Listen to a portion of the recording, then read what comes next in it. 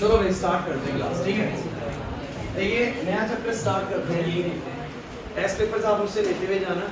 हालांकि पिछले टेस्ट आपने उतने बेहतर दिए नहीं है फिजिक्स में, कुछ 6-7 बच्चों के अलावा बाकी सबके मार्क्स 20 से नीचे 30 में से ना, तो 20 से नीचे मार्क्स तो कुछ अच्छे मार्क्स नहीं है अगर कहे जाए। हालांकि पेपर थोड़ा सा मुश्किल था, लेकिन वो 5 से 6 नंबर का तो मुश्किल था, उतने बच्चों के कट गए नंबर, तो ज़्यादा इतना टफ नहीं था कि बहुत नीचे है। तो देखेंगे रीटेस्ट देना है इसका या अगला टेस्ट देना है, वो मैं आपको नेक्स्ट क्लास में बता दूँगा, क्योंकि आप लोगों के जून में एक भी टेस्ट नहीं है ना, तो मई के टेस्ट है। चलिए, so next your chapter is laws of motion. Laws of motion, तो कुछ ये चैप्टर आप लोगों का ऐसा है जो बड़ा ज़्यादा फैमिलियर है आप लोगों के साथ बचपन से ही ना, क्योंकि ये मैं आपको बता देता हूँ 11th क्लास की फिजिक्स कहीं ना कहीं बड़ी ज़्यादा सिमिलर है आपकी 9th क्लास की फिजिक्स, है ना, तो बहुत एग्जाम्पल भी होती है। तो कुछ वही चैप्टर फिर दोबारा से पढ़ने हैं, first law of motion, second law of motion, third law of motion, ठीक है, मोमेंटम, फोर्स, इन सब चीज़ों के बारे में आप लोग पढ़ेंगे। शुरुआत करते हैं बहुत बेसिक चीज़ के साथ, बिल्कुल बेसिक से ही स्टार्ट करेंगे। जो चीज़ें आप लोगों ने पहले पढ़ी हुई है पहले वही चेक करेंगे। सो गाइस, एक टर्म है जो आपको पढ़ाई गई है, इनर्शिया। क्या आप लोग जानते हैं इनर्शिया क्या होता है? Yes sir. क्या होता है? जो रेस्ट पे है वो रेस्ट पे रहना चाहेगा, मोशन में हमेशा रहना चाहेगा। अगर कोई ऑब्जेक्ट रेस्ट में है तो वो रेस्ट पे रहना चाहिए, और कोई मोशन में तो वो मोशन में रहना चाहिए। तो फर्स्ट लॉ ऑफ मोशन क्या है? ये तो आप मुझे फर्स्ट लॉ ऑफ मोशन पढ़ा। अरे एक सेकंड, यही है इनर्शिया के लॉ को ही फर्स्ट लॉ ऑफ मोशन कहा गया है। बहुत अच्छे, चलो बहुत अच्छे, बच्चों को पता है। सो गाइस, इनर्शिया का अगर मैं बहुत सिंपल शब्दों में एक बात कहूँ ना, तो inertia is nothing but it is the inability of the body, inability of the body to change its state. अपनी स्टेट को चेंज करने की इनएबिलिटी को ही इनर्शिया कहा गया। मींस बहुत आसान शब्दों में अगर इनर्शिया का दूसरा हम सिनोनिम ढूंढे तो वो इनएबिलिटी है। अब इनएबिलिटी क्या, जैसे कि इस रूम में चेयर्स रखी हुई हैं, तो ये चेयर्स की इनएबिलिटी उससे कहीं नहीं जा सकती, अपने आप कहीं नहीं जा सकती। आप जब तक कोई एक्सटर्नल फोर्स नहीं लगेगा, मतलब आप में से कोई नहीं उठाएगा, ये टेबल्स यहीं रहेंगे, चेयर्स यहीं रहेंगी। अब अगर हवा आ जाए तो हवा भी देखते रहेगा, फोर्स है ना, वो एक्सटर्नल फोर्स है, इसके बाहर से। तो जब तक कोई बाहर से इसके ऊपर कोई फोर्स नहीं लगेगा, तब ये बोलो कैसे रहेगी, रेस्ट में रहेगी। ये इस बॉडी की इनएबिलिटी है। अब आप कहेंगे कि बॉडी कोई रेस्ट पे है तो वो रेस्ट पे ही रहेगी, खुद से कभी भी मोशन में नहीं आ सकती। कोई ना कोई फोर्स एक्ट करना बहुत जरूरी है, तभी मोशन में आएगी, अदरवाइज मोशन में नहीं आ सकती। ऊपर से गिर रही है तो ग्रेविटी फोर्स काम कर रही है, मतलब कुछ भी है। मान लीजिए मैं आपको बोल रहा हूँ ये वाली बात कि एक ऑब्जेक्ट की जो इनएबिलिटी होती है ना, जिसकी वजह से वो अपनी स्टेट को चेंज नहीं कर पाती, इसी को बोलो क्या बोला गया है, इनर्शिया बोला। 9th क्लास में आपको यही बताया क्या होगा। अब इनएबिलिटी कई तरह की होती है, एक होता है इनर्शिया ऑफ रेस्ट, एक होता है इनर्शिया ऑफ मोशन, और एक होता है इनर्शिया ऑफ डायरेक्शन, ठीक है, बहुत अच्छे बच्चों। सो ये इनर्शिया की तीनों बातें आपको पता है। एक होता है बच्चों इनर्शिया ऑफ रेस्ट, एक होता है इनर्शिया ऑफ मोशन, और एक होता है बच्चों इनर्शिया ऑफ डायरेक्शन,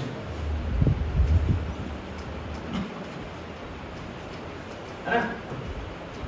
तो इनर्शिया ऑफ रेस्ट का मतलब क्या है, a body at rest remain to be at rest. एक बॉडी जो रेस्ट में है वो रेस्ट में ही रहेगी। A body in motion remain to be in motion, ये इनर्शिया ऑफ मोशन। अब अपने से ये कौन सी बात है, मोशन में है तो मोशन में कैसे रहेगी। मान लीजिए आपने फुटबॉल को किक किया, आप देखते हैं फुटबॉल थोड़ी देर बाद रुक जाती है, तो मोशन में थी सर, वो तो मोशन वाली चीज रेस्ट में आ गई। लेकिन आप शायद एक चीज भूल गए कि वो बॉल जो रुकी है ना, वो भी किसी फोर्स की वजह से रुकी है। आप जानते हैं उसके ऊपर फ्रिक्शनल फोर्स है, जो कि फोर्स ही तो है ना भैया, रोकने के लिए, चलाने के लिए फोर्स जरूरी है, रोकने के लिए भी क्या जरूरी है, बोलो फोर्स जरूरी है। तो बॉल चल रही है तो कब रुकेगी भैया, फ्रिक्शन की वजह से रुकेगी। और किसकी वजह से रुकती है बोलो, एयर के ड्रैग की वजह से। और किसकी वजह से रुकती है, कोई ऑब्स्ट्रक्शन की वजह से, कोई रुकावट आ गई बीच में, कोई प्लेयर आ गया, कोई दीवार आ गई, ये भी एक तरह का फोर्स रहेगा बेसिकली। सो मेरा कहने का मतलब क्या है कि बॉडी ना मोशन में है तो मोशन में ही रहेगी। बात ये मान के चल रहा है कि कोई फोर्स नहीं लग रहा, कोई भी फोर्स, अगर कोई भी फोर्स लगना बंद हो जाए, अगर एक बार अपने इस बोर्ड को किक कर दिया, उसके बाद फ्रिक्शन लगना बंद हो जाए, एयर का ड्रैग लगना बंद हो जाए, कोई बीच में ऑब्स्ट्रक्शन बंद हो जाए, कोई आए ना, तो वो हमेशा किसमें रहेगी बोलो, मोशन में। नहीं यार, एक बॉडी रेस्ट पे है, उसके ऊपर कोई भी भारी फोर्स लगना बंद हो जाए, हवा का भी मिलेगा, ग्रेविटी का भी मिलेगा, आप भी लगाएंगे, सारे फोर्स लगाने बंद कर दिए जाए, बेसिकली तो किस पे रहेगी बोलो, रेस्ट पे ही रहेगी। नहीं आई बात समझ। और एक बॉडी अगर किसी डायरेक्शन में चल रही है तो वो उसी डायरेक्शन में ही मूव करती रहेगी, अगर उसके ऊपर कोई भी फोर्स नहीं लगा। एक्चुअली मैं कहूँ तो मैं ये कहूँगा कि फर्स्ट लॉ जो है ना बेसिकली फोर्स को डिफाइन करता है। फोर्स को क्या करता है बोलो डिफाइन। ये फोर्स के बारे में एक परिभाषा देता है कि फोर्स क्या है। तो हम बोलेंगे force is some agent. Force एक ऐसा एजेंट है which will change the state of inertia। एक ऐसा एजेंट जो इनर्शिया की स्टेट्स को चेंज करता हो, रेस्ट से मोशन में लाता हो, मोशन से रेस्ट में लाता हो, डायरेक्शन को चेंज करता हो, ऐसे एजेंट को बेसिकली हम क्या बोल रहे हैं फोर्स। क्योंकि आप जानते हैं फोर्स ही वो ताकत है जो रेस्ट से चीजों को उसमें ला सकती है मोशन में, मोशन से इसमें ला सकती है रेस्ट में, एक पर्टिकुलर डायरेक्शन से क्या करती है मोड़ सकती है। तो बेसिकली अगर मेरे को पूछ ले कि व्हाट इज इनर्शिया, तो inertia means the ability inability of the body to change its state of rest, so it is the inertia of rest. To change its state of motion, it is the inertia of motion. Inability of the body to change its direction, उसकी inability को दूसरे direction को change नहीं कर सकती, ये बोलो क्या है inertia of direction। समझ में आई बात? और आपने फर्स्ट लॉ ऑफ थर्मोडायनामिक्स और फर्स्ट लॉ ऑफ मोशन को ऐसे ही पढ़ा था। आपने बोला था body at rest remain to be at rest। अगर मैं पूरा एक्सप्लेन कर दूं, a body in motion remain to be in motion, a body moving in a particular direction remain to move in a particular direction unless or even some external force is applied on it। तब तक जब तक कोई external force ना लगे, ये बातें तब तक ही ठीक है। अगर एक्सटर्नल लगा तो रेस्ट से मोशन में भी आएगा, मोशन से रेस्ट में भी आएगा, डायरेक्शन भी चेंज करेगा। लेकिन first law of thermodynamics, first law of motion bar bar thermodynamics का, तो फर्स्ट लॉ ऑफ जो मोशन होता है बेसिकली वो आपको क्या बताता है, तो मैं सिंपल शब्दों में लिख दूंगा, बच्चों को लगता है ये सब आपको आता हो, बहुत बेसिक बातें, इतना मैं एक्सप्लेन कर दूं मेरे को लगता है इनफ है ना। हम थोड़ा उन चीजों पे काम करेंगे जो आपने बिल्कुल कभी नहीं सुनी। बताऊंगा मैं सारा इनका भी, फर्स्ट का भी, सेकंड का भी, थर्ड का भी, सब पढ़ेंगे, इंपल्स वगैरह, मोमेंटम वगैरह। लेकिन जहां आपको लगेगा ये सब मुझे आते हैं ना, तो हम थोड़ा सा तेज बढ़ेंगे वहां से, ठीक है। सो सबको इनर्शिया क्लियर हुआ, इनर्शिया की टाइप क्लियर हुई, फिर इनर्शिया पे ही कैसे डिफाइन है first law of motion basically समझ में आया। तो क्या डेफिनेशन बोलेंगे फर्स्ट लॉ की basically according to this law, a body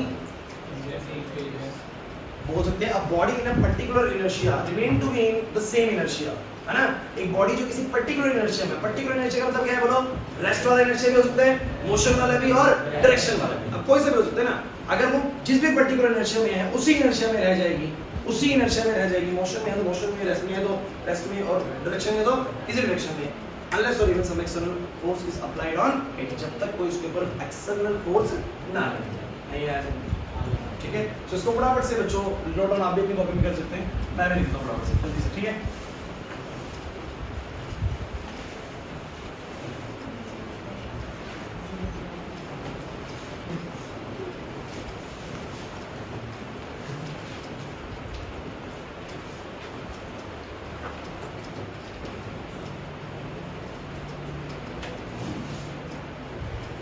ध्यान रखना इन सब के आगे में इनएबिलिटी शब्द का इस्तेमाल कर रहा हूं, कहीं बाद में पढ़ो to change its state of rest, वो इनएबिलिटी शब्द इस्तेमाल कराएंगे, समझ आई बात, ठीक है। So inability of the body to change its state of rest, rest में रेस्ट से मतलब चेंज नहीं कर सकता अपनी पोजीशन को, स्टेट को, तो वो इनर्शिया ऑफ रेस्ट है। ये है इनएबिलिटी ऑफ द बॉडी।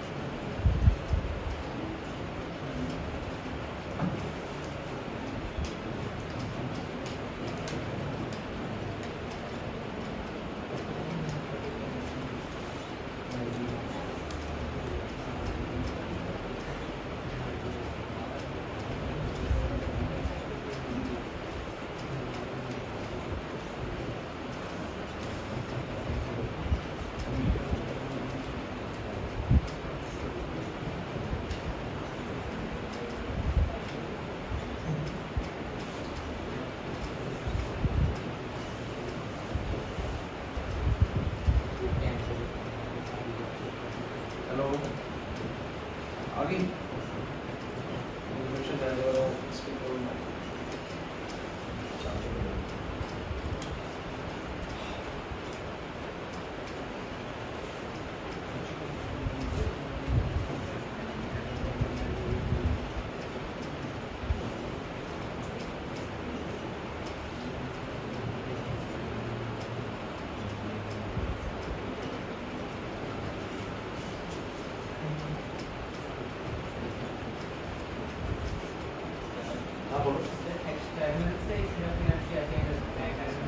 कैसे होगा?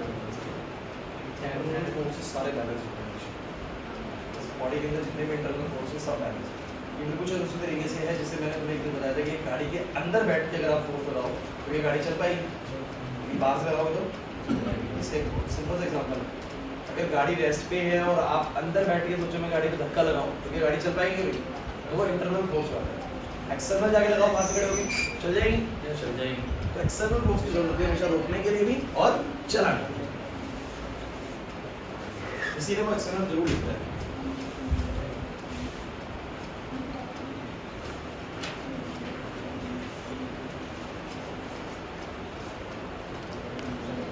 अभी पहली क्लास तो आपको ऐसी लगेगी आपको सब कुछ आता है, आप सोचोगे तो सबको समझ में आता ही। नेक्स्ट क्लास से, सेकंड क्लास से आपको पता लगेंगी बहुत सारी ऐसी चीज़ें जो आपको नहीं आती। तो थोड़ा पहली क्लास हमेशा रहती है ऐसी हर चैप्टर की, 11th क्लास की। 9th का अगर आपने पढ़ा हुआ है तो आपको बड़ा एनालॉजी सा मैच होगा कि यार ये तो आता है, लेकिन नेक्स्ट क्लास से फिर पता लगता है कि ये तो नहीं आता है ना, कुछ नया आ गया। चलो, so first law actually defines the force, and force को मैं डिफाइन करना चाहता हूं तो मैं क्या लिखूंगा बोलो? फोर्स को अगर मैं डिफाइन करना चाहता हूं तो बोलो क्या बोलूंगा? It is some agent which change the state of inertia, which change the state of inertia को स्टेट को चेंज करने के लिए जिस एजेंट की इस्तेमाल करना पड़ता है। सिंपल सी बात है, मैंने क्या बोला? इनर्शिया की स्टेट को चेंज करने के लिए जिस एजेंट का इस्तेमाल करते हैं उसका ही नाम हमने बोलो क्या रख दिया? फोर्स रख दिया। अरे ये तो है फोर्स। फोर्स क्या है? चीजों को जो रेस्ट से मोशन में लाता हो वो फोर्स है, मोशन से जो रेस्ट में लाता हो वो फोर्स है, डायरेक्शन को चेंज करता हो वो फोर्स है। तो फोर्स इज सम एजेंट। ये बेसिकली एक ऐसा एजेंट है जो कि इनर्शिया की स्टेट्स को चेंज करता है। तो इनर्शिया को स्टेट को चेंज करने वाला जो एजेंट है उसी एजेंट को हमने क्या नाम दिया बोलो? फोर्स का नाम दिया। सिंपल है बच्चों, बहुत सिंपल सवाल है। यहाँ पर कुछ मेरे को लगता नहीं कोई दिक्कत आ रही होगी शायद, या नहीं आ रही दिक्कत? सो मुझे फटाफट से पढ़ के दिखाओ क्या बोला? The law states that a body in a particular state of inertia. अब body in a particular state का मतलब समझिए बच्चों, मैं यहाँ पर ब्रैकेट में लिखना चाहूँ तो लिख सकता हूँ कौन कौन सा पर्टिकुलर स्टेट ऑफ इनर्शिया होता है बोलो? यहाँ पर कौन कौन सा आ सकता है बोलो? इनर्शिया ऑफ रेस्ट, और बोलो क्या आ सकता है? मोशन, और बोलो क्या आ सकता है? डायरेक्शन। तो तीनों इनर्शियाज में से कुछ भी हो सकता है। So a body in a particular state of inertia remain to be in the same state of inertia, remain to be in the same state of inertia, उसी स्टेट में रह जाएगी अनलेस और even some external forces applied on it, जब तक उसके ऊपर external force ना लगे। यही बॉडी की इनएबिलिटी है और इसी को बेसिकली इनर्शिया कहा जाता है। तो पहला law basically law of inertia ही है। पहला लॉ बेसिकली क्या बोलो? लॉ ऑफ इनर्शिया ही है। क्लियर हुआ कि नहीं हुआ? है ना? तो मैंने लिख दिया first law actually defines the force, actually defines the force, and it is also called as law of inertia। इसको बोलो क्या बोलते हैं? law of inertia भी कहा जाता है। क्लियर हुआ कि नहीं हुआ? और ये वाली बात समझ में आई आपको? फोर्स क्या है बोलो? तो एक ऐसा एजेंट जो बेसिकली इनर्शिया की स्टेट्स को चेंज करता है, उस एजेंट को हमने बोलो क्या बोल दिया? फोर्स। तो ये आप जानते हैं, चीजों को रेस्ट से मोशन में लाना है, मोशन से रेस्ट में लाने का काम जिस एजेंट का है उसको आपने आज की डेट में क्या बोला हुआ है? फोर्स ही बोला हुआ है। ठीक है, सो मान के चलता हूं बच्चों फर्स्ट लॉ ऑफ मोशन तो खत्म हो गया। क्लियर हुआ कि नहीं हुआ? है ना? अरे ये थर्मोडायनेमिक्स ना ज्यादा दिमाग में चढ़ा हुआ है हमारे, क्योंकि ये थर्मोडायनेमिक्स क्या होता है 11th में भी है, आपकी 12th में भी है, और इससे थोड़ा ज्यादा फेमस चैप्टर है तो थोड़ा ज्यादा डिस्कशन रहता है उसमें। चलो कोई नहीं, सेकंड की बात करते हैं बच्चों। सेकंड बच्चों कौन सा है? This is second law of motion. लेकिन उससे पहले बच्चों मैं आप लोगों को पढ़ाऊंगा मोमेंटम। कौन बच्चा बताएगा व्हाट इज मोमेंटम? पी से डिनोट करते हो, फॉर्मूला है मास इनटू वेलोसिटी, आप लोग जानते हो। मोमेंटम बेसिकली क्या बताता है? इंपैक्ट बताता है, या बोले कि मोशन की इफेक्टिवनेस को बताता है। मोशन कितना इफेक्टिव है। जैसे कि आप मुझे बताइए मोशन कितना इफेक्टिव है, ये कैसे पता लगेगा? समझने की कोशिश करते हैं बच्चों। कोई चीज चल रही है और वो कितना इफेक्टिव है, इफेक्टिव मतलब सामने वाले पे जाके हिट करेगी तो कितना उसके मतलब उसके ऊपर इंपैक्ट डालने वाली है, ये पता लगता है बॉडी की मोमेंटम से, है ना? सो मोमेंटम मैंने क्या बोला? It is a parameter. ये एक ऐसा पैरामीटर है, it is a parameter which determines the effectiveness of motion. जो मोशन की किसको बताता है बोलो? इफेक्टिवनेस को, कि how much the motion is effective. Motion कितना इफेक्टिव है समझने की कोशिश करते हैं मैं क्या कहना चाह रहा हूं। आपने फॉर्मूला बोल दिया कि कोई ऑब्जेक्ट, अगर बच्चों कोई भी ऑब्जेक्ट जिसका मास m है और वो v वेलोसिटी से चल रहा है तो उसका मोमेंटम जो होता है वो मास इनटू वेलोसिटी होता है। मींस मोशन की जो इफेक्टिवनेस होती है वो p से डिनोट होती है। मोशन की जो इफेक्टिवनेस होती है वो किससे डिनोट होती है बोलो? p से। और p जो डिपेंड करता है वो किस पे करता है बोलो? मास और वेलोसिटी पे। चलिए समझने की कोशिश करते हैं। आपने एक मोशन, बड़ा इफेक्टिव मोशन देखा है, वो है बुलेट का। बुलेट कौन सी भैया? बंदूक से जो गोली निकलती है ना। सो गन से जो गोली निकलती है उसका जो मोशन होता है ना, बड़ा इफेक्टिव होता है, सामने वाले को जाकर बड़ा इंपैक्ट डालता है ना। अब वो इंपैक्ट क्यों डाल रहा है उसको समझने की कोशिश करिए। जो एक्चुअली में जो बंदूक से निकली हुई गोली है ना, उसके पास ना ध्यान से अगर ऑब्जर्व करेंगे तो इसका ना मास भी अच्छा खासा होता है। मास भी बोलो क्या होता है बच्चों? इसका हाई होता है, ध्यान रखना, मास भी इसका हाई होता है। और जो इसकी वेलोसिटी होती है वो तो बहुत हाई होती है। अब आप सोचने की कोशिश करिएगा, बुलेट का मास भी हाई होता है और वेलोसिटी भी हाई होती है। किसी को अगर 200 की स्पीड से फुल फेंक के मारा जाए तो क्या मर जाएगा वो? बिल्कुल नहीं मरेगा। 200 की स्पीड से क्या फेंक के मारा जाए? फुल फेंक के मारा जाए। क्यों भाई? क्योंकि इसकी स्पीड तो बहुत ज्यादा है बट मास बहुत कम है, तो नेट कभी भी उसका मोमेंटम ज्यादा नहीं हो पाएगा ना। अब फुल का मास बेसिकली अगर मैं केजी में लूंगी, ऐसे यूनिट्स केजी में चलेंगे तो 0 मतलब मान लो कि 2 ग्राम 3 ग्राम का है। अब 2 ग्राम का फुल है, बेसिकली 2 ग्राम का है तो 0.002 केजी है ना। अब 0.0002 और इसको तुम 200 की स्पीड से या 100 की स्पीड से भी फेंक के मारोगे तो भी कितने का बनेगा? बदल रहा 0.2 का बनेगा मोमेंटम। कुछ भी मोमेंटम नहीं बनेगा। सो बेसिकली मोमेंटम बनाने के लिए किस किस चीज का होना जरूरी? बोलो, मास का भी और किसका? बोलो, वेलोसिटी का भी। जिन बॉडीज के पास मास और वेलोसिटी दोनों ज्यादा होते हैं ना, उनका मोमेंटम या उनका जो मोशन होता है ना, वो ज्यादा इफेक्टिव होता है, ज्यादा इंपैक्टफुल होता है, ज्यादा फोर्स लगाएगा सामने वाली चीज पे। मोमेंटम और फोर्स एक दूसरे से रिलेटेड है, ये बात सेकंड लॉ में पता लगी थी, इसीलिए पहले आप लोगों को मोमेंटम पढ़ाया जा रहा है। क्या पढ़ाया जा रहा है? बोलो, मोमेंटम। मोमेंटम कुछ नहीं है, मैं बोल रहा हूं कि एक बॉडी जब मूव कर रही है तो उसके पास अपना एक मास है, उसके पास अपनी एक वेलोसिटी, और मास और वेलोसिटी के प्रोडक्ट को ही बेसिकली क्या बोला गया? मोमेंटम का नाम दिया गया। और इससे हमें पता लगता है कि मोशन कितना इफेक्टिव है। अगर मास कम होगा, वेलोसिटी ज्यादा होगी तो भी इफेक्टिव नहीं बनेगा। सोचो, मास ज्यादा है बट वेलोसिटी कम है, अब तुम बुलेट को हाथ में लेके ऐसे किसी को फेंक के मारोगे तो क्या मर जाएगा? तब भी नहीं मरेगा, क्योंकि अब वेलोसिटी कम है, मास भले ही ज्यादा है। क्लियर हो रहा है कि नहीं हो रहा? तो मास और वेलोसिटी जब दोनों ज्यादा हो जाता है तो मोशन बहुत ज्यादा, बोलो क्या हो जाता है? इफेक्टिव हो जाता है। ट्रक चल रहा है, बहुत तेज चल रहा है और बहुत हैवी मास है उसका बेसिकली, तो इफेक्टिव ज्यादा होगा, मोशन उसका बड़ा इफेक्टिव होगा। अब साइकिल वाला आ जाए 100 की स्पीड से, दीवार पर टक्कर मारेगा, साइकिल चकनाचूर हो जाएगी, बंदा चकनाचूर हो जाएगा, दीवार कुछ नहीं होगा। क्यों भाई?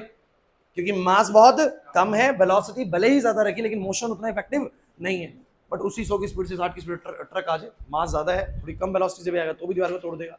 क्लियर है कि नहीं? सो बेसिकली मोशन कितना इफेक्टिवफुल है या फिर बोले इंपैक्टफुल है, ये पता लगता है मोमेंटम से। मोमेंटम का फॉर्मूला होता है मास इनटू वेलोसिटी। ज्यादा चर्चा में नहीं करना, बहुत बेसिक चीज है, इसको इतने पे खत्म करेंगे ना। समझ में आगे बात करेंगे। चलो मैं अगर मैं इसकी एसआई यूनिट की बात करूं, बेसिक चीजों को जल्दी खत्म करेंगे बच्चों, मेन चीजों पे बात करेंगे ज्यादा। तो एसआई यूनिट ऑफ मोमेंटम बोलो क्या आएगा बच्चों? तो केजी ये है और वेलोसिटी है मीटर पर सेकंड, तो केजी मीटर पर सेकंड। ठीक है, फाइन, क्लियर होता है? ठीक है, चलो ठीक है, ओके। सो मोमेंटम भी होता है बच्चों। इसके बाद मोमेंटम से ही हमें समझ में आता है हमारा second law of motion. Second law of motion कौन बताएगा क्या होता है?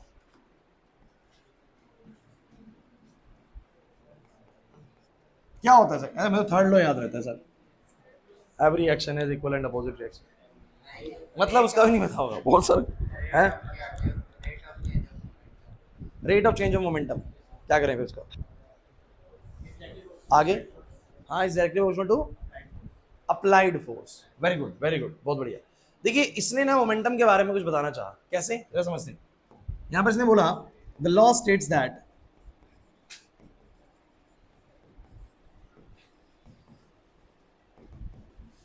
the rate of change of momentum, the rate of change of momentum is directly proportional to the force applied on object। बच्चों बहुत इंपॉर्टेंट है, या बॉडी बोल सकते हैं। उसने बोला the rate of change of momentum, the rate of change of momentum. ये rate of change of momentum क्या होता है? कौन बताएगा? Rate of change of momentum का मतलब क्या है? अगर मैं बोलूं कि rate of change of momentum, किस रेट से मोमेंटम क्या हो रही है? बोलो, चेंज। रेट जब भी बोल दिया जाए इसका मतलब टाइम की रिस्पेक्ट में पूछ रहा है। किसके लिए बोलो? टाइम की रिस्पेक्ट में कितना मतलब मोमेंटम में चेंज आ रहा है। मतलब आप ये बोल सकते हैं how fast the momentum is change. बताऊंगा सारी बातें, how fast the momentum is change. या मैं बोलूं सिंपल शब्दों में, कितनी तेजी से मोमेंटम में बदलाव आएगा या मोमेंटम बदलेगा। अरे यही तो क्या होगा बोलो, rate of change of momentum, rate of change of momentum. अच्छा मोमेंटम में चेंज कैसे आता है, एक बार सब बच्चे बोर्ड पे देखेंगे भाई, मोमेंटम में चेंज कैसे आता है। एक बॉल रेस्ट पे रखी है, बताओ कितना मोमेंटम है सब बच्चे, एक बॉल रेस्ट पे है, मोमेंटम कितना है, जीरो। क्यों भाई, मास तो है, वेलोसिटी नहीं है सर, मोमेंटम जीरो होगा। आपने बॉल को किक करा, ऐसे करके किक करा, अब बॉल को किक करा तो उसके पास क्या बढ़ेगा, वेलोसिटी, मास उतना ही रहेगा। तो वेलोसिटी जब उसके पास आएगा तो उसका मोमेंटम बढ़ जाएगा, हो सकता है 0 से 50 हो जाए, 0 से बोलो कितना हो जाए 50। जो मोमेंटम में चेंज आया 50 का, अब वो जो मोमेंटम में चेंज आया वो कितना तेजी से आया, ये बड़ा इंपॉर्टेंट है। 0 से 50 तो हुआ मोमेंटम, लेकिन कितना तेजी से आया। ये बिल्कुल ऐसे कि एक गाड़ी में बैठे आप लोग और किसी ने तो 0 से 50 मोमेंटम करा बिल्कुल 2 सेकंड के अंदर, और किसी ने 0 से 50 मोमेंटम किया 10 सेकंड में, मतलब कर लिया 50 का एक ने, इसने भी 50 का करा दोनों गाड़ियों ने, लेकिन एक ने करा 10 सेकंड में और एक ने करा मात्र 2 सेकंड में। तो उसका बस ये कहना था, लिखना बंद करो सब बच्चे, लिखना बंद करो, समझो इस बात को। पहले बात समझो, rate of change of momentum का मतलब क्या है, सिर्फ मोमेंटम का चेंज नहीं बोल रहा वो, मोमेंटम का सिर्फ चेंज नहीं बोल रहा, वो बोल रहा है change of momentum with respect to time. Rate of change of momentum, सिर्फ बोलते हैं ना चेंज ऑफ मोमेंटम, तो बात ही मोमेंटम में कितना चेंज आया, बट जब उसने रेट लगाया ना, rate of change of momentum, इसका मतलब मोमेंटम में चेंज कितना तेजी से आ रहा है। तो मैंने बोला कि 0 से 50 एक ने करा 10 सेकंड में और एक ने 0 से 50 करा बोलो कितने में, 2 सेकंड में। आप बस मुझे बताओ किसके इंजन ने ज्यादा फोर्स लगाया, एक ने तो 2 सेकंड में मोमेंटम 0 से 50 कर दिया, गाड़ी रुकी हुई थी 0 का मोमेंटम में थी, एकदम से उसने 50 का मोमेंटम कर दिया 2 सेकंड के अंदर, 2 सेकंड में मोमेंटम 50 का हो गया। एक ने 0 से 50 मोमेंटम करा 10 सेकंड के अंदर, किसकी गाड़ी ने मतलब इंजन ने फोर्स ज्यादा लगाया होगा बताओ, 2 सेकंड में। सिंपल सी बात है, मतलब जिस केस में मोमेंटम का रेट ऑफ चेंज, जो उसका रेट ऑफ चेंज है वो ज्यादा है बेसिकली, मतलब कि rate of change of momentum जो है वो डायरेक्टली किसके ऊपर डिपेंड करता है बोलो, फोर्स के ऊपर। अगर फोर्स ज्यादा है जो rate of change of momentum होगा वो भी क्या होगा बोलो, ज्यादा। Rate of change of momentum मतलब कि टाइम के रिस्पेक्ट में जो चेंज आएगा मोमेंटम में वो भी क्या आएगा बोलो, ज्यादा आएगा। समझो इस बात को, है ना। एक और एग्जांपल के तौर पे समझते, मान लीजिए फुटबॉल रखी हुई है, अब आपने उसके ऊपर ऐसे प्यार से किक करा ऐसे, तो मोमेंटम में चेंज तो आएगा समय के साथ, लेकिन क्या आएगा बोलो, कम चेंज आएगा। थोड़ा फोर्स लगाया तो मोमेंटम में जो चेंज आएगा वो क्या आएगा बोलो, कम आएगा। और आपने एकदम से बहुत तेज किक करा ऐसे करके तो क्या होगा, बहुत ज्यादा फोर्स लगाने पर जो rate of change of momentum होगा वो भी क्या होगा बोलो, ज्यादा होगा। नहीं आई मेरी बात समझ में, जो मोमेंटम में चेंज आएगा वो क्या आएगा बोलो, ज्यादा। अगर फोर्स क्या हुआ बोलो, ज्यादा। और अगर फोर्स हुआ कम तो जो rate of change of momentum होगा वो भी क्या होगा, कम ही होगा। बस ये हमारा second law of second law of motion है। पढ़ के बताओ एक बार सब बच्चे, the rate of change of momentum, the rate of change of momentum is directly proportional to the force applied on the body। कि जो बॉडी में मोमेंटम में चेंज आना है वो सीधा निर्भर करता है किसके ऊपर बोलो, फोर्स के ऊपर। सीधा निर्भर करता है किसके ऊपर, फोर्स के ऊपर। तो मैंने बोला कि force is directly proportional to rate of change of momentum. अब भैया कुछ प्रॉब्लम आने वाली है, जिन बच्चों ने डिफरेंशिएशन नहीं पढ़ा थोड़ा सा दिक्कत है। अगर आपने नहीं पढ़ा ना ज्यादा, लेकिन सोचना मत, ये डी का मतलब चेंज है यहाँ पर, इस डी का मतलब क्या होता है, चेंज। मैं आपको बता देता हूं, डेल्टा हम यूज करते हैं लार्ज चेंज के लिए और डी हम यूज करते हैं स्मॉल चेंज के लिए। मतलब ये समझो कि जब मैं डीपी बाय में डीटी लिखता हूं ना, तो इसका मतलब है कि final momentum minus initial momentum and T2 minus में क्या बोलो, T1। कहने का मतलब ये कि मान लीजिए पहले 0 था, बाद में 50 हो गया, तो कितने का चेंज आया बोलो, 50 का। तो डीपी हो गया 50, चेंज इन मोमेंटम कितना हो गया 50। कितने सेकंड में आया, 0 सेकंड से शुरू किया था, 3 सेकंड या 2 सेकंड में आ गया, तो 2 सेकंड माइनस 0 सेकंड। सब बच्चे बोर्ड पर देखो, तो ये आ गया dt, कितने समय में आया, कितने समय में आया। एक बार यहाँ पर देखो, आशीष लिखो मत, प्रेम इधर। मैंने बोला dp by dt is directly proportional to बोलो क्या, फोर्स। मतलब कि जितना ज्यादा आप फोर्स अप्लाइड करेंगे उतना ज्यादा बोलो मोमेंटम में क्या आएगा, चेंज आएगा विद रिस्पेक्ट टू बोलो क्या, टाइम। ये बात तुम्हें ना ऐसे थोड़ी कम समझ में आती है, मैं तुम्हें एक तरीके से समझाता हूँ, शायद उससे जल्दी समझ में आएगा। बोर्ड पे देखना सब बच्चे, आप इन दोनों को आमने सामने देखो। और मुझे लगता है बचपन से एक चीज जरूर सीखी होगी कि अगर ये ज्यादा तो ये ज्यादा और ये ज्यादा तो ये कम, ये तो बड़ा होगा ना, इनवर्स और डायरेक्ट रिलेशन। चलो आप समझ में आ जाएगा। अगर फोर्स ज्यादा हुआ तो मैथमेटिकली क्या इंडिकेशन जा रहा है कि डीपी भी क्या होगा, मतलब अगर हाइयर फोर्स हुआ तनिष्का तो मोमेंटम में चेंज भी कैसा होगा, ज्यादा। लेकिन मुझे बताओ ये अगर ज्यादा है तो ये क्या होगा, कम होगा। इसका मतलब क्या है बोलो, कि अगर बड़ा फोर्स है तो ये बड़ा है, मोमेंटम में चेंज बोलो क्या है, बड़ा है, और समय कैसा लगा है, कम। अगर मेरा फोर्स बहुत बड़ा है, मैंने बैट से हिट करा किसी बॉल को और बहुत ज्यादा फोर्स से हिट करा है, तो मोमेंटम में चेंज तो ज्यादा आएगा, 50 का नहीं आता 100 का चेंज आएगा, और समय भी बोलो कैसा लगेगा, कम लगेगा। लेकिन अगर मेरा फोर्स कम है तो मोमेंटम में चेंज भी कम है और समय भी कैसा ले रहा है, बोलो ज्यादा ले रहा है।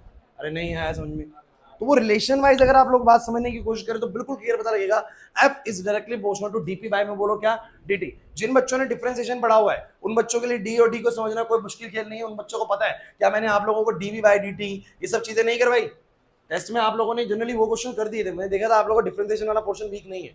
जिन बच्चों ने टेस्ट दिया जनरली ज्यादातर बच्चों ने ये वाला क्वेश्चन ठीक करा हुआ था जो मैंने डिफरेंशिएशन से रिलेटेड पूछे हुए थे। लेकिन अभी जिन बच्चों को नहीं पता है, बच्चों ज्यादा टेंशन लेना नहीं है। डी का मतलब क्या होता है, चेंज। तो यहाँ पर क्या लिखा बोलो, change in momentum with respect to change in time is directly proportional to the force. Higher the force, higher will be the change in momentum and lower it will take the time. Clear हुआ कि नहीं हुआ? अच्छा, एक बात और, बचपन से एक चीज सीखते आए हो कि जब भी प्रोपोर्शनैलिटी आती है तो बोलो क्या आता है बाद में, कांस्टेंट। तो एक मैंने कांस्टेंट लगा दिया यहाँ पर, बोलो क्या, k बन गया dp बाई dt। क्या बच्चों आप लोग जानते हो कि इसका मतलब मास इनटू वेलोसिटी होता है? कुछ नहीं है, 2 मिनट लगेंगे बस। मास इनटू वेलोसिटी होता है इसका मतलब, पता है ये वाली बात? अरे यार अभी तो पढ़ा है, मना ही मत करना इस चीज को। तो भी अभी सुनो, f कितना आ जाएगा सब बच्चे बताओ, इसका चेंज इन mv। अच्छा एक बात तो, जब भी यार मोमेंटम में चेंज आ रहा है तो इसका मोमेंटम में जब चेंज आ रहा है, गाड़ी रेस्ट पे थी मोशन में आ गई, बॉल रेस्ट पे थी मोशन में आ गई, मुझे बताओ चेंज मास की वजह से आया वेलोसिटी की वजह से आया? मास तो चेंज नहीं होता ना। आप रोड पे भाग रहे हो, आपने स्पीड बढ़ा ली, मोमेंटम में चेंज आ गया, क्या आपका मास बदला? मास नहीं बदला। मोमेंटम जब भी चेंज होता है किसकी वजह से होता है बोलो, मास की, वो वेलोसिटी की वजह से। तो मास में तो चेंज है नहीं, तो इस मास को चाहो तो आप कहाँ ले सकते हो बोलो, बाहर ले सकते हो। तो मैंने इसको ले लिया बाहर, तो k ऑलरेडी बाहर था, m ले लिया मैंने बाहर, क्या बचा बोलो जरा। अच्छा, जिन बच्चों को इस k के बारे में नहीं पता प्रोपोर्शनैलिटी में क्यों आता है मैं बता देता हूँ। देखिए जब हम काम कर रहे थे तो हमें ये पता लग गया कि जितना ज्यादा फोर्स लगेगा मोमेंटम में उतना बड़ा चेंज आएगा, लेकिन ये नहीं पता था कि क्या पता कोई और फैक्टर भी फोर्स को डिसाइड करता हो। इसलिए हम लोग इन दोनों का रिलेशन तो जानते हैं, बट ये मन में डाउट रखते हैं कि कहीं कोई और ऐसा फैक्टर ना हो जो फोर्स पे डिपेंडेंसी दिखाता हो, तो उसके लिए हम एक बस के डाल देते हैं कि क्या पता कुछ हो तो वो बाद में पता लग जाएगा। तो हमने उसके लिए रैंडम कांस्टेंट डाल देते हैं, बोलो क्या, बोलो के। लेकिन इतना अभी हमें पता है कि force is directly proportional to DP by dt। तो उसके बाद हम एक कांस्टेंट डाल देते हैं के, बाद में बता दूंगा कि के का क्या सेंस है। तो के यहाँ पर है, p की जगह पे आया mv। आपको पता है मोमेंटम में चेंज मास की वजह से नहीं है, तो मास कहाँ आएगा बोलो, बाहर। अंदर क्या बचेगा, dv बाई dt। थोड़ा सा एक फेवर चाहिए बच्चों, आप लोगों को तो पता है, जो पुराने बच्चे, नए बच्चे थोड़ा सोच के बताओ, dv बाई dt क्या होता है? Change in velocity with respect to change in time. ये बच्चों एक्सेलरेशन होता है। क्या होता है बोलो, एक्सेलरेशन। जैसे को बोले ना किसी गाड़ी का acceleration 4 metre per second square का है, इसका मतलब ही होता है, अगर मैं इसको थोड़ा तोड़ू ना तो ये बनेगा 4 मीटर पर सेकंड। भूलिए मत, s की पावर -2 को मैं चाहूं तो ऐसा लिख सकता हूं, s की पावर -1, s की पावर -1, और मैं इसको लिख सकता हूं 4 मीटर पर सेकंड, वो s की पावर -1 नीचे आएगा, बन जाएगा s। अब पढ़ के देखो उसका मतलब क्या है, 4 मीटर पर सेकंड। एक्सेलरेशन किसी ने बोला ना गाड़ी का 4 मीटर पर सेकंड स्क्वायर है, इसका मतलब होता है कि 1 सेकंड में गाड़ी की स्पीड कितनी बदलेगी बोलो, 4। अभी रेस्ट पे मैंने बोला, मैंने गाड़ी एक्सेलरेट कर ली 4 मीटर पर सेकंड स्क्वायर से, मतलब 1 सेकंड बाद कितनी हो जाएगी स्पीड, 4। 1 सेकंड बाद उसकी स्पीड बोलो कितनी हो जाएगी, 4। 2 सेकंड बाद 8, 3 सेकंड बाद 12, 16, 20, ऐसे बढ़ रही स्पीड। इसको बोलते हैं acceleration of 4 metre per second square. When someone says acceleration of 5 metre per second square, इसका मतलब हर सेकंड में कितना स्पीड चेंज हो रहा है, 5 का। एक्सेलरेशन डिटरमाइंस, बताता है आपको कि कितना वेलोसिटी में चेंज आ रहा है पर सेकंड में। Means dv by dt is nothing but it is acceleration. पिछले चैप्टर आप लोगों ने, नए बच्चों ने पढ़े नहीं है मुझसे, इसलिए आपको नहीं पता, लेकिन बाकी बच्चों को भैया ये सिखाया गया है कि dv by dt ये होता है। सो कोई दिक्कत नहीं बच्चों, थोड़ी बहुत दिक्कतें आएंगी फिलहाल। तो k बराबर आ जाएगा m और a आ गया, लेकिन थोड़ा कुछ याद आ रहा है, 9th क्लास में फॉर्मूला पढ़ा था f इक्वल्स टू में ma। अब सुन लीजिए, अब ये k को थोड़ा निपटाने की कोशिश करेंगे, इन्होंने क्या करा, k बाद में पता लगा, मैं बता देता हूँ, इन SI सिस्टम पता लगा कि k कुछ नहीं है, ये k का फैक्टर कुछ भी नहीं है, k का वैल्यू 1 है, और फोर्स बोलो कितना आ गया, मास इनटू। लेकिन आप कहेंगे सर ये k कैसे पता लग गया 1? अरे यार इसका एक लॉजिक है, सिंपल सा लॉजिक है। जैसे मान लीजिए कोई बॉल है, उसका मास तुम्हें पता है, उसको तुमने एक्सेलरेट कर रखा है। गाड़ी ले लो यार, गाड़ी ले लो, इस गाड़ी का तुम्हें मास पता है, इस गाड़ी को तुमने कितने से एक्सेलरेट कर रखा है वो पता है। तो फोर्स जो है आपका फॉर्मूला है के में। क्या है फॉर्मूला बोलो, के में। के के बारे में आपको पता नहीं है, इधर देखो मैंने, के बारे में आपको पता नहीं है। आपने मास इनटू में एक्सेलरेशन की वैल्यू को करके देखा कि भाई मास इनटू में एक्सेलरेशन 100 आ रहा है, सपोज कितना आ रहा है बोलो 100। ध्यान देना, मास इनटू एक्सेलरेशन बोलो कितना आ रहा है, सपोज करें 100। और एक्चुअल फोर्स को तुमने किसी चीज से रीड करा, एक्चुअल फोर्स को तुमने किसी चीज से बोलो क्या करा, रीड, कोई मीटर लगा के या बेसिकली किसी तरीके से तुमने रीड आउट किया कि वो फोर्स कितना है। वो फोर्स मान लो, सपोज करो मास इनटू एक्सेलरेशन का प्रोडक्ट तो 100 है, लेकिन फोर्स जो एक्चुअली देखने को मिला वो 200 मिला। कितना मिला बोलो? तो मैं कहता कि यहाँ एक कांस्टेंट है जो इस फॉर्मूले में काम कर रहा है, बोलो कितना कांस्टेंट है बोलो 2।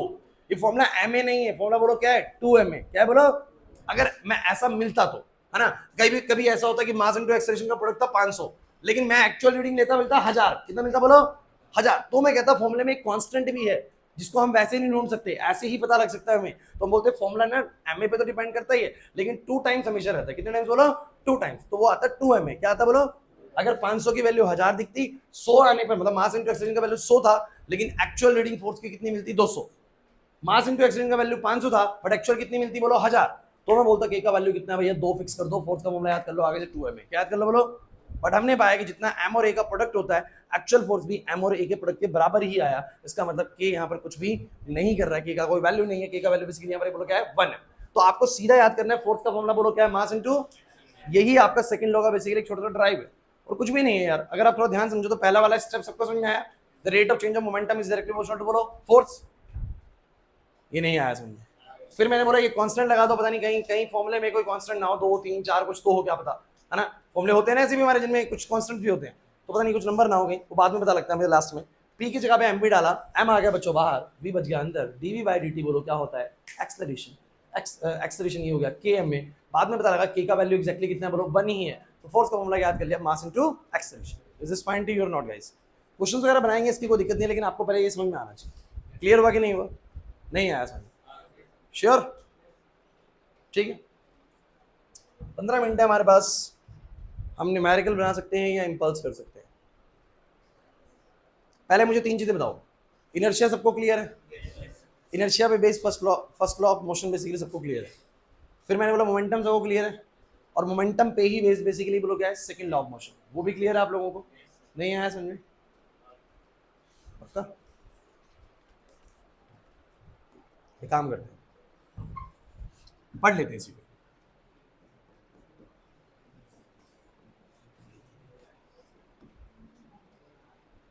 बड़ा इंटरेस्टिंग टॉपिक है ये, पता है किसी को क्या होता है,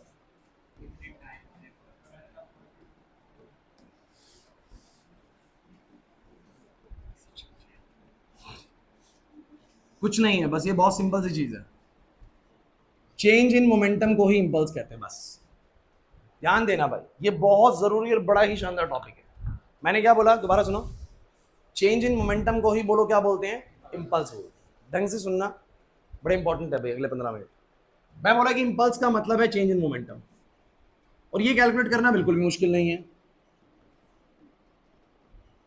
मैंने क्या बोला दोबारा सुनो, इंपल्स का मतलब क्या होता है बोलो चेंज इन मोमेंटम, इंपल्स का मतलब होता है चेंज इन मोमेंटम, अब मोमेंटम का चेंज कैसे कैलकुलेट करेंगे, इधर देखो ऋषभ, मान लो कोई बॉडी रेस्ट पे है, सिंपल है, इंपल्स कैलकुलेट करना कोई रॉकेट साइंस नहीं है, कोई बॉडी रेस्ट पे है, कितना मोमेंटम है 0, आपने बॉल को हिट कर दिया, उसकी वेलोसिटी हो गई, करके दिखाओ एक बार एक क्वेश्चन करके दिखाओ, सिंपल सी बात है, calculate the impulse, calculate the impulse of the body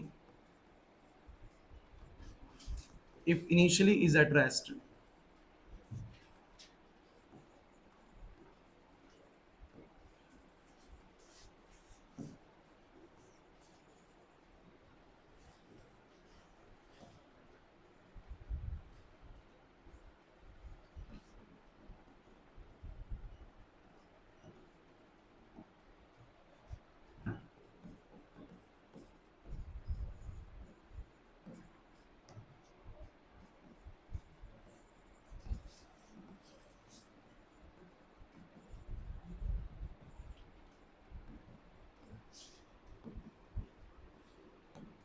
बताना,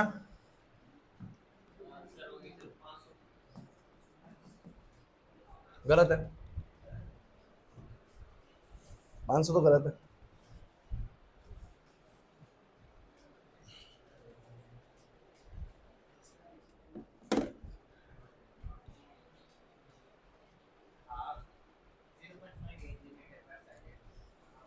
थोड़ा स्पीड बढ़ा लो, चलो 100 कर लो, 100 कर लो,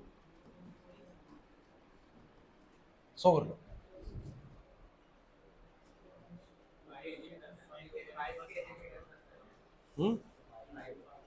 सिंपल, देखिए मैं जब बोलूंगी कैलकुलेट द इंपल्स, जब इंपल्स कैलकुलेट करना है तो इंपल्स का फॉर्मूला सबने क्या पढ़ा है बोलो, इंपल्स क्या होता है बोलो चेंज इन मोमेंटम, मोमेंटम में जो चेंज आए, अच्छा चेंज इन मोमेंट, किसी भी चीज का चेंज बोलो क्या होता है बच्चों फाइनल मोमेंटम माइनस बोलो क्या, इनिशियल। पहले बाद में कितना था, पहले कितना था उसका चेंज, अरे तब को डिफरेंस कर लो, चेंज आ जाएगा ना। नहीं आ रहा समझ में, सिंपल क्वेश्चन चल रहे हैं यार, अभी कुछ मुश्किल नहीं है। वंश दिक्कत लग रही है कुछ? मैंने बोला कि impulse is nothing but it is a change in momentum. And what is a change in momentum? Change in momentum can be calculated कि फाइनल कितना था माइनस इनिशियल कितना, तो चेंज आया होगा भाई। तो मैंने बोला इनिशियली तो बॉल रेस्ट पे थी ना, तो इनिशियली बॉल का मास है बेसिकली 50 ग्राम, लेकिन यू नो दैट कि केजी में लेना पड़ेगा, 80 यूनिट केजी है, तो वो जो कितना आएगा 0.05 केजी आ जाएगा, ठीक है। और इनिशियली रुकी हुई है तो V1 0 है, V1 बोलो कितना है 0। और बाद में इसी बॉल का जो बेसिकली मास तो उतना ही रहेगा, मास तो उतना ही रहेगा, क्लियर है कि नहीं। और बेसिकली इसकी जो वेलोसिटी है बाद में कितनी हो चुकी है बोलो, 100 मीटर पर सेकंड हो चुकी है। तो कह रहा है मोमेंट इंपल्स में कितना, इंपल्स कितना है इसका, impulse is nothing but it is actually the change in momentum. तो मुझे तो मोमेंटम में चेंज कितना बोलो, तो मास इनटू में फाइनल वेलोसिटी माइनस में मास इनटू में इनिशियल। अरे भैया पहले वाला मोमेंटम mv1 और बाद वाला बोलो क्या mv2। अरे नहीं आ रहा समझ इसमें यार, कुछ भी दिक्कत नहीं होनी चाहिए यार, है ना। सो इसमें ऐसे मत करना कि ये भी नहीं आया। सो 0.05 और v2 बोलो कितना, सो माइनस में बोलो कितना, बोलो कितना हो जाएगा 5। आंसर बोलो 5। क्लियर हुआ कि नहीं हुआ? इंपल्स आ गया 5 का, यूनिट क्या लगेगी, मोमेंटम माइनस मोमेंटम, मोमेंटम ही आएगी, मोमेंटम माइनस मोमेंटम। अरे जैसे 5 केजी में से 3 केजी निकाल लिया, 2 केजी ही आएगा। अरे मोमेंट, चीजें जुड़ने पे घटने पे यूनिट चेंज नहीं होता है, तो केजी मीटर पर सेकंड। तो ये क्वेश्चन तो तुम्हें इसलिए जगा दिया मैंने, तुम्हें तो इंपल्स का मतलब समझ में आ जाए, लेकिन मैं बताना इसमें एक्चुअली कुछ और चाह रहा था। चलिए वो देखते हैं, सब बच्चे बोर्ड पर देखेंगे, बड़ी इंपॉर्टेंट चीज बताने वाला हूँ। ये क्वेश्चन नहीं आएगा समझ में? अरे आसान है यार, ऐसे इतने ऐसे क्वेश्चन को देख के बिल्कुल टेंशन मत लिया करो, हमें बहुत बहुत अच्छे लेवल के क्वेश्चन तक जाने एक टाइम पे, ठीक है ना। तो ये तो भी ऐसे नकली है बिल्कुल। अब सुनो, इंपल्स सबको समझ में आ गया, चेंज इन मोमेंटम होता है। पहले हम पैरामीटर्स क्लियर करेंगे सारे, इन शब्दों का इस्तेमाल करेंगे तो पता तो हो क्या चीज है ये। अब मेरी बात सुनो, इंपल्स चेंज इन मोमेंटम, और सबने भी एक फॉर्मूला पढ़ा है कि एफ इज बेसिकली, अगर मैं के को 1 मान लूं तो डीपी बाई डी के बराबर ही होता है। बहुत जरूरी चीज बताऊंगा, ध्यान से सुनना। मैं जानता हूं कि इंपल्स होता है चेंज इन मोमेंटम, यानी इंपल्स होता है बेसिकली चेंज इन मोमेंटम, या डेल्टा पी बोल सकता हूं, या मैं डीपी भी बोल सकता हूं, छोड़ भी सकता हूं, ऐसा कोई दिक्कत नहीं है। आप मुझे बताइए, according to second law of motion, सबको पता है कि सेकेंड लॉ ऑफ मोशन के अकॉर्डिंग, मुझे आप सब बच्चे बताइए एफ किसके बराबर होता है? सही बात कह रहा हूं कि नहीं कह रहा मैं? और क्या मैं ये कह सकता हूं कि जो एफ इंटू में dt है बेसिकली, वही बेसिकली चेंज इन मोमेंटम, यानी किसके बराबर है बोलो, इंपल्स। किसके बराबर बोलो, इंपल्स की। या इसको बहुत सिंपलीफाइड वर्जन में लिखना है ना, तो तुम एक काम करो, छोड़ो सारी बातें, तुम सिर्फ इतना लिख लो, इंपल्स बराबर में क्या, चेंज इन मोमेंटम को बोलो मैं क्या लिख सकता हूँ, फोर्स इंटू टाइम। क्या लिख सकता हूँ बोलो, बस बस बस, कुछ नहीं, छोड़ दो इसका। फोर्स इंटू में बोलो क्या, टाइम। चेंज इन मोमेंटम की रिप्लेसमेंट में लिख सकता हूँ, बोलो क्या मैं, फोर्स इंटू में क्या, टाइम। क्या मैं सही कह रहा हूँ? और क्या मैं इसको ऐसा लिख सकता हूँ, बेसिकली चीज मैं वही लिखे जा रहा हूँ, फोर्स आ जाएगा इंपल्स अपॉन में बोलो क्या, टाइम। ये इतना इंपॉर्टेंट रिलेशन है ना कि रियल लाइफ में आप इसका सबसे ज्यादा इस्तेमाल कर रहे हैं।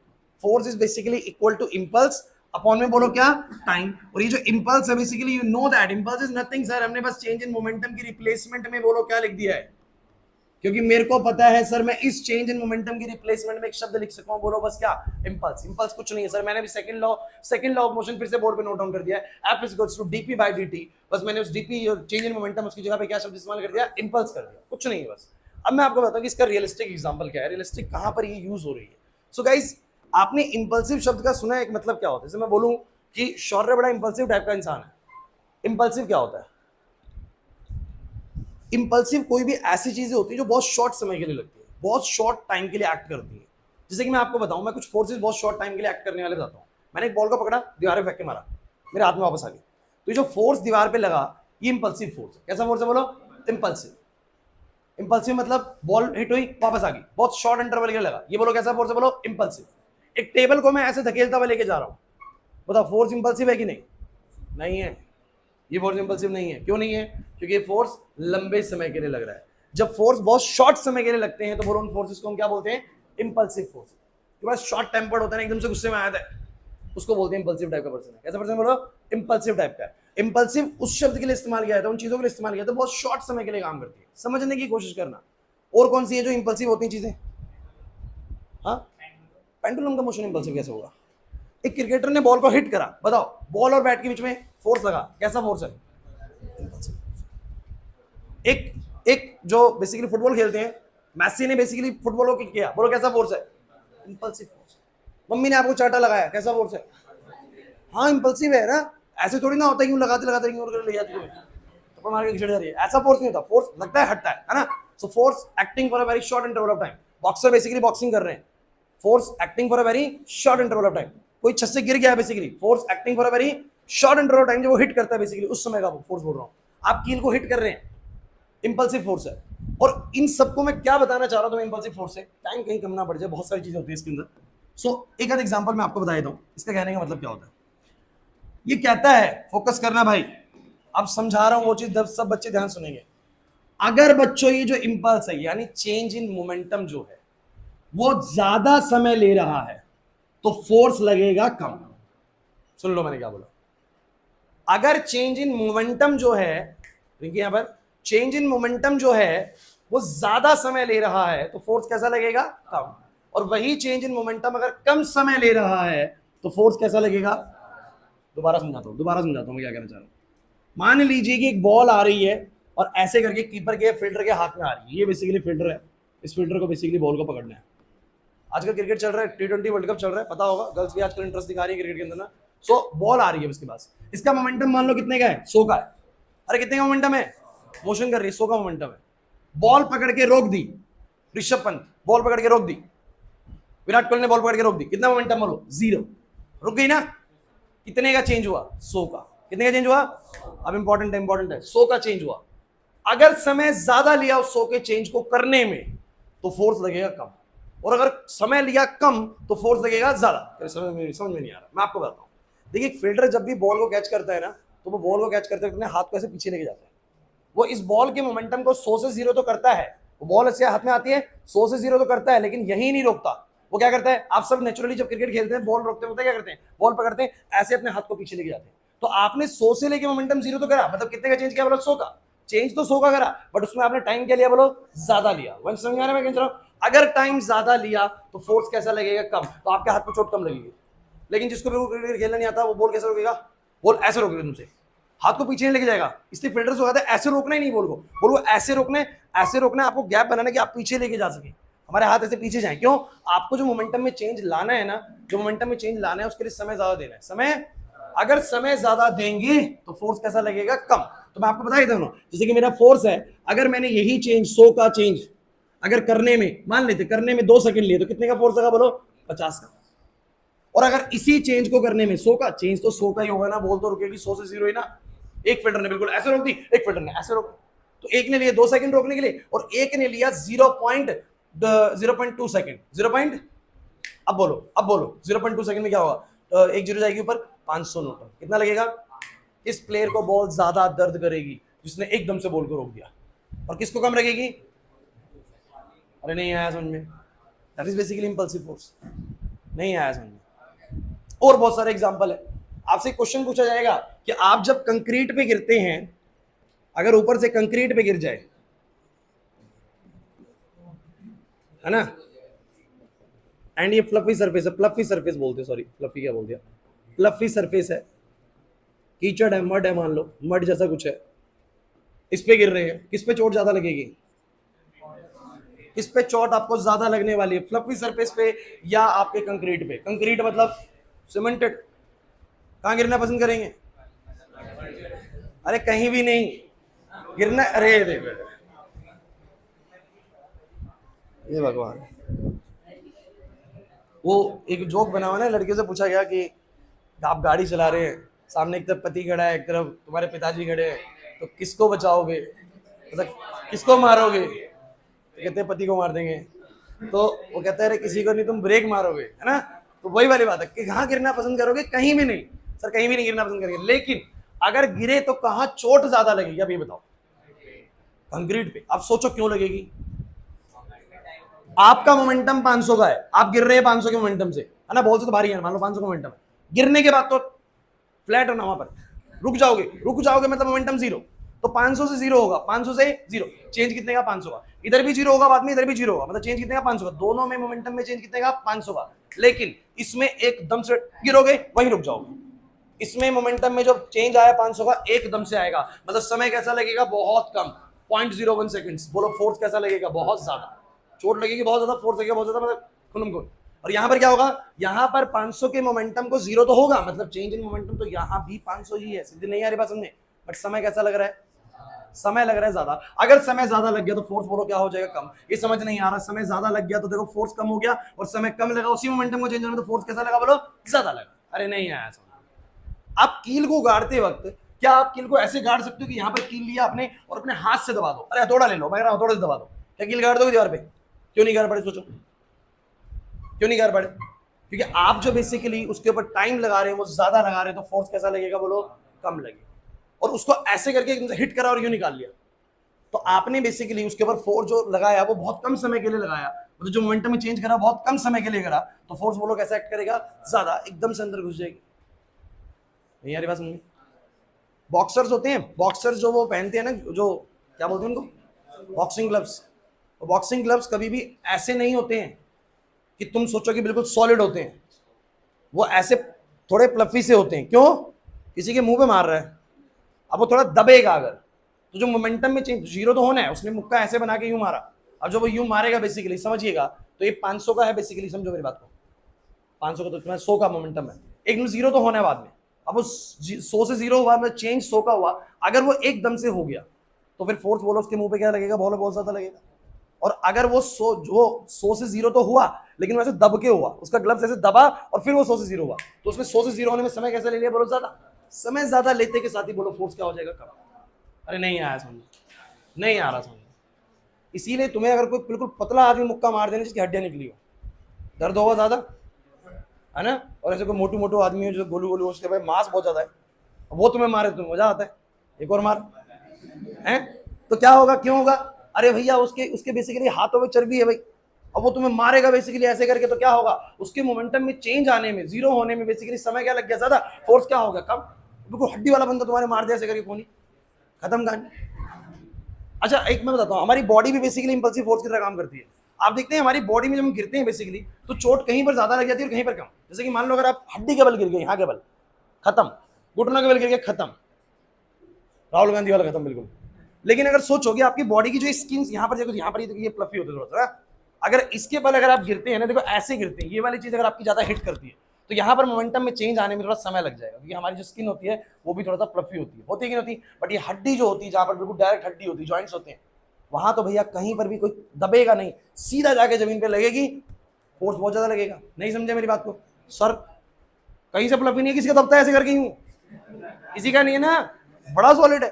तो सिंपल सी बात है, वो कहते हैं हेलमेट सर को बचा लो अपने, बाकी बॉडी पे तो भैया ऐसी स्किन है कि दबती है, बट सर नहीं दबता। हमारा ब्रेन बहुत सॉलिड है, अब ब्रेन बहुत सॉलिड है तो सर अगर लग गया ना जमीन पे, तो बेसिकली क्या होगा, मोमेंटम में चेंज एकदम से आ जाएगा for very short interval of time. मतलब मोमेंटम सीधा 100 से जीरो, मैं वही एग्जांपल ले रहा हूं बार बार, मोमेंटम 100 से जीरो होगा, बहुत कम समय में होगा, फोर्स बहुत, इसलिए क्या कहते हैं, हेलमेट लगा लो बस, सर बचा लो, बाकी बॉडी तो हमारी स्किन बचा लेगी, कहीं ना कहीं से प्लफी है। क्लियर है कि नहीं? तो ये सारे के सारे किसके एग्जांपल बोलो, इंपल्सिव फोर्स के। और कोई एग्जांपल आपको याद आ रहा है? एक लास्ट एग्जांपल करेंगे फिर क्लास खत्म करेंगे। आप लोगों ने देखे क्रॉकरीज जो होती हैं, जो कप प्लेट्स होते हैं, कांच की चीजें होती हैं, कभी आपने नोटिस करा वो अखबार में रैप होके आती है, या घास फूस भी होती है उनके अंदर। कभी तुमने देखा कप प्लेट्स के घास फूस डाल देते हैं, ऐसा क्यों करते हैं? क्यों कागज उसके बीच में लगा देते हैं बोलो? अब यार दो कांच के गिलास है,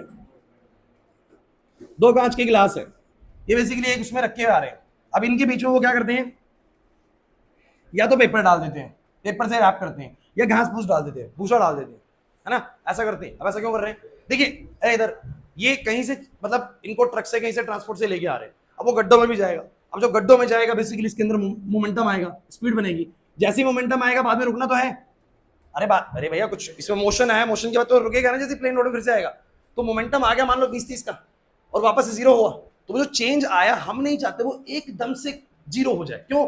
अगर इनके बीच में कुछ नहीं हुआ तो टकराएंगे, एकदम से इनका मोमेंटम क्या हो जाएगा, जीरो हो जाएगा। और मोमेंटम में चेंज अगर बेसिकली बहुत कम समय में हो गया, जीरो एकदम से हो गया, 20 से जीरो एकदम से हो गया कम समय में, तो फोर्स कैसा लगेगा बोलो, ज्यादा, टूट जाएगा क्रॉकरी। तो क्या डाल देंगे, घास डाल देंगे, कागज डाल देंगे, तो कागज पहले कंप्रेस होगा, तो उसके मोमेंटम को 20 से जीरो एकदम नहीं होने देगा, 20 से जीरो ऐसे से करने देगा, 20 से 0 ऐसे होने देगा, धीरे धीरे 0 होने देगा। तो मोमेंटम में चेंज अगर ज्यादा समय ले लेगा तो फोर्स कैसा लगेगा, कम लगेगा, उन पे कम फोर्स लगेगा, टूटने से बच जाएंगे। गाड़ियों में शॉकर होते हैं। अब शॉकर क्या कर रहा है आपके लिए, शॉकर क्या कर रहा है बेसिकली, जब आप गड्ढे में जा रहे हैं, गड्ढे में गाड़ी ऐसे गई तो न्यूटन का थर्ड लॉ कहता है कि अगर गड्ढे में गाड़ी गई तो आपकी गाड़ी ने गड्ढे पे ऐसे फोर्स लगाया, गड्ढा आपके ऊपर फिसल लगाया इस तरीके से, और आपको बहुत तेज महसूस होगा फोर्स। पुरानी जो डीटीसी की बसें हैं ना, उनमें शॉकर्स की बड़ी दिक्कत थी, वो जैसी गड्ढे में जाती थी ऐसे बंदा ऊपर उठता था, फोर्स न्यूटन का थर्ड लॉ बिल्कुल लगता था। आप लोग तो, हम लोग स्कूल जाते थे उन बसों के अंदर, वो इतनी तेज भागती थी, गड्ढों में नहीं जाती थी, हम ऐसे पीछे वाली सीट पर उड़ सकते थे। सबसे ज्यादा फोर्स उधर लग रहा है टायर थे ना, और पीछे वाली सीट पे बैठो ना तो आप ऐसे उठो, ऐसे हवा में उछलोगे। अब शॉकर क्या कर लेगा बताओ, शॉकर क्या कर लेगा, जो फोर्स लगा, मोमेंटम आया, एकदम से मोमेंटम आया बॉडी के उसके अंदर, बस के अंदर, उसको 0 एकदम नहीं होने देगा। अब शॉकर नहीं है तो सीधा लोहा है भैया, एकदम से 0 करेगा, जैसे एकदम 0 करेगा, फोर्स नीचे की तरफ ज्यादा लगा, ऊपर की तरफ भी बोलो क्या लगेगा, ज्यादा, आपको हार्म होगा। लेकिन शॉकर क्या करेगा, उसको आराम आराम से 0 करेगा, आराम आराम से 0 करेगा। जब आराम आराम से मोमेंटम 0 होगा तो फोर्स कैसा लगेगा, कम लगेगा। That is impulsive force. नहीं आया समझ में? बहुत रियलिस्टिक एग्जांपल्स के अंदर इंपल्सिव फोर्स इस्तेमाल होता है। नेक्स्ट क्लास में इसके एग्जांपल्स का एक छोटा पॉइंट लिख लेंगे हम लोग, ताकि हमें याद रहे कि एग्जाम में क्वेश्चन पूछे जाते हैं कि when we fall on a concrete और ऑन अ फ्लफी सरफेस, हमें इस जगह पर हार्म ज्यादा क्यों होता है, क्वेश्चन पूछते हैं तो आपको इंपल्सिव फोर्स के बारे में एक्सप्लेन करना पड़ेगा। When a cricketer hits a ball with the bat, तो वो इंपल्सिव फोर्स के बारे में पूछता है। एक प्लेयर जब बॉल को कैच कर रहा होता है तो अपने हाथ को पीछे क्यों लेके जाता है, पूछता है, तो आप बोलेंगे सर वो चाहता है कि जो मोमेंटम में चेंज आया उसमें समय ज्यादा लग जाए, क्योंकि अगर समय ज्यादा लग गया तो फोर्स कम लगेगा। तो भाई नहीं आया समझ। सो गाइस फाइनल करते हैं क्लास को। बस एक बार मेरे फटाफट से बोलो, पहली चीज इनर्शिया को क्लियर है, इनएबिलिटी ऑफ द बॉडी, और इनएबिलिटी कई तरह की हो सकती है, रेस्ट की, मोशन की, डायरेक्शन की। इसी लॉ ऑफ इनर्शिया को बोलो, क्या बोला गया, फर्स्ट। सेकंड में आया बच्चों, आपको मोमेंटम समझाया, मोमेंटम बताता है मोशन की इफेक्टिवनेस को, जो कि होता है मास इनटू वेलोसिटी, और आपको सेकंड लॉ ऑफ मोशन शायद मेरे को लगता है समझ में आ गया होगा, average equal to mass into acceleration. नहीं आया समझ में? और तीसरी चीज मैंने आपको सिखाया बच्चों, इंपल्स, इंपल्स कुछ नहीं है, चेंज इन मोमेंटम है, पैरामीटर सीख रहे हैं कि मैं आगे से तुम्हें बोलूं इंपल्स क्या तुम्हें बताओ, मोमेंटम क्या तुम्हें बताओ, और इस इंपल्स पे मैंने तुम्हें कुछ एग्जांपल्स बताए हैं। ये फॉर्मूला कुछ कुछ समझ में आने लगा है लक्षित? श्योर? ठीक है। सो इतना हम इसको आज रोकेंगे, मिलेंगे बाकी नेक्स्ट क्लास के अंदर, ठीक है ना? टेस्ट अब बच्चों कल, और बच्चों आप में से बहुत बच्चों की फीस ड्यू है, कल रिकॉर्ड बना रहे थे, सो फीस सबमिट कराओ अपनी।